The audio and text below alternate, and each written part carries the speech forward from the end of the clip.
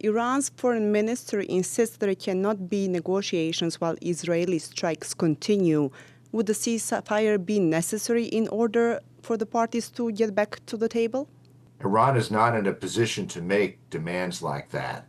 If Iran wants to end the war, if Iran wants to have a settlement that is good for its people, it has to start talking now and not making demands against the Israelis. Can bombing really stop Iran's nuclear program, or does it risk merely delaying enrichment while triggering a wider conflict? It will deal a very serious blow to the program. These centrifuge machines cost billions of dollars. They took years to build. The technology and the knowledge necessary to keep them running has been lost. If Iran wants to further impoverish their people by rebuilding this program, I think that would be a tragedy. My hope is that they will move in another direction. Maybe this is going to delay a nuclear bomb from Iran, but recent information indicates that Iran was already planning on making weapons. What happens if Iran retaliates?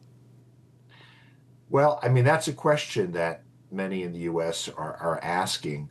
But I would argue that Iran is already at war with the United States. Iran has been trying to assassinate President Trump.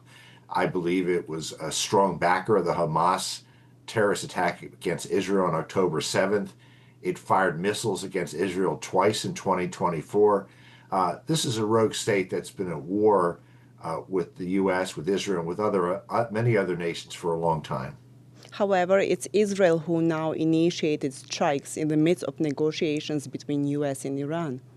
Israel decided it couldn't wait any longer because of how far Iran's nuclear program had advanced.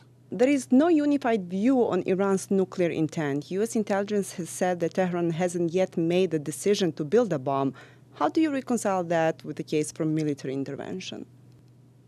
U.S. intelligence on Iran's nuclear program has been politicized for a long time. The facts are, and this was made clear by CIA Director John Ratcliffe, I think yesterday, that Iran has assembled all the parts and technology to almost immediately begin constructing a bomb. What basically we're looking at is that although Iran likely has an operational weapon, it has not fueled it yet.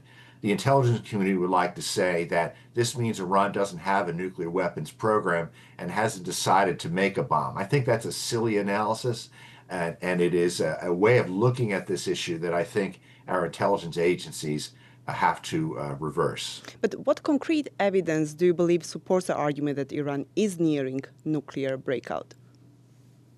Iran has assembled 900 pounds of uranium-235 at 60%. This is enough to fuel 9 to 10 bombs, an amount of uranium that has no peaceful purpose. We know Iran has at least 3 bomb plans. We know Iran is engaged in explosive testing to build a nuclear weapon. We know that Iran extensively cheated on the JCPOA to acquire technology to prepare a weapon. We know that Iran has prepared almost all of its nuclear facilities in secret, including Natanz and the Fordo site. The Fordo site, which is a deeply buried enrichment facility, was discovered by the IAEA long after it was operational. Well, that's a violation of Iran's treaty obligations under the NPT. If Iran's nuclear program is peaceful, why is it building all these large nuclear facilities in secret without declaring them to the IAEA? But why is the U.S. intelligence hesitant to admit that, if that's the case?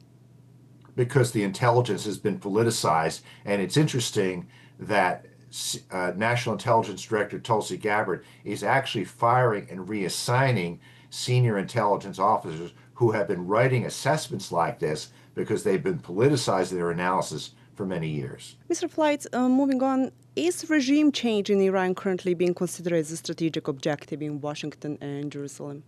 President Trump is not interested in pursuing regime change. He thinks that is the business of the Iranian people. That hasn't gone well for the United States in the past. But having said that, if these bombings of Iran brings down this regime, which is impoverishing its people and brought all this destruction upon its country by a pointless nuclear program, I think the Iranian people and the people of the world will be grateful. And some experts, however, warn that the eventual death of Khamenei might not lead to liberalization, but to something more hardline or militarized. Do you share that concern? I am. I'm concerned about that. I don't know who will rule Iran if the supreme leader falls. I think that's one reason why the U.S. has to stay out of the regime change business in this instance.